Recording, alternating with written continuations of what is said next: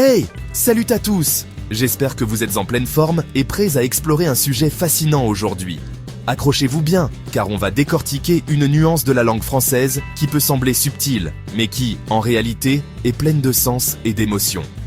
Avant de plonger tête la première dans le sujet du jour, si tu veux pas rater les prochaines vidéos, pense à t'abonner tout de suite. Active la cloche pour ne manquer aucune de nos explorations linguistiques et culturelles. Vas-y, je t'attends. Prends le temps de cliquer, c'est fait, c'est bon, parfait, on y va, on est ensemble dans cette aventure. Aujourd'hui, on va parler d'un sujet qui fait débat à chaque repas de famille, qui anime les conversations et qui peut même provoquer quelques étincelles. La différence entre père et papa. Une distinction qui peut paraître minime, mais qui révèle des nuances profondes dans nos relations et nos perceptions. Ouais, tu te dis peut-être que c'est la même chose, que ce sont juste deux façons différentes de désigner la même personne. Eh bah, accroche-toi, pas du tout.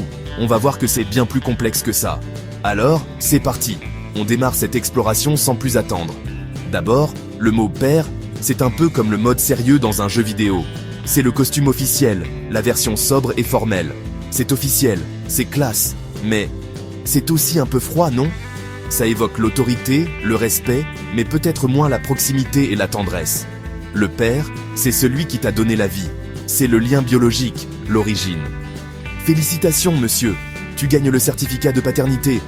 Un titre officiel, en quelque sorte. Mais, entre nous, être père, c'est juste biologique. C'est une question de génétique, d'ADN. Bam, t'es père. Un instant, une étincelle, et la vie continue. Mais papa, là, c'est une autre histoire. C'est un récit qui se construit jour après jour, une aventure partagée. Papa, c'est le level supérieur. C'est l'évolution, le passage à un stade supérieur de la relation.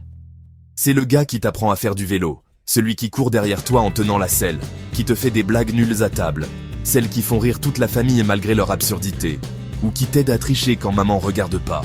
Le complice, l'allié secret. Le papa, il gère les devoirs, les bobos, il est là pour soigner, pour aider, pour accompagner, et il est toujours là pour un câlin ou un bon conseil. Une présence rassurante et aimante. Pour résumer, père, c'est un titre. C'est une désignation, une identité.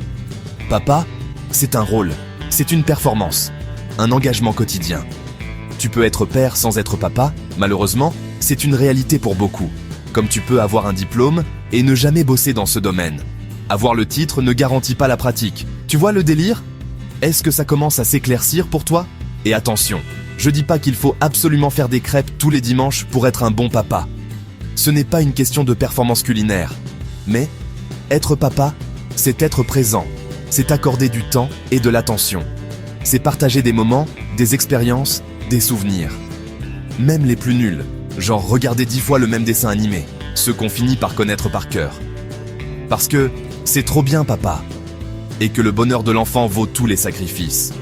Au final, la vraie question, c'est pas qui est ton père, c'est une question d'état civil.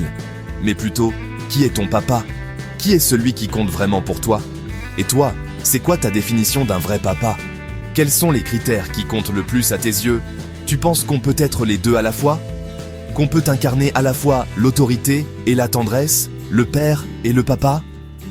Dis-le-moi dans les commentaires, je veux vraiment lire vos histoires. Partage tes réflexions, tes expériences, tes anecdotes. Et évidemment, si t'as kiffé cette vidéo, si elle t'a fait réfléchir ou sourire, abonne-toi, partage-la avec tes potes, pour qu'eux aussi puissent se poser la question et enrichir la discussion.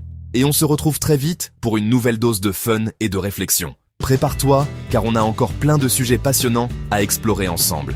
Merci d'avoir regardé, vraiment, votre soutien est précieux. Et big up à tous les papas. Et les pères aussi, hein, on vous oublie pas.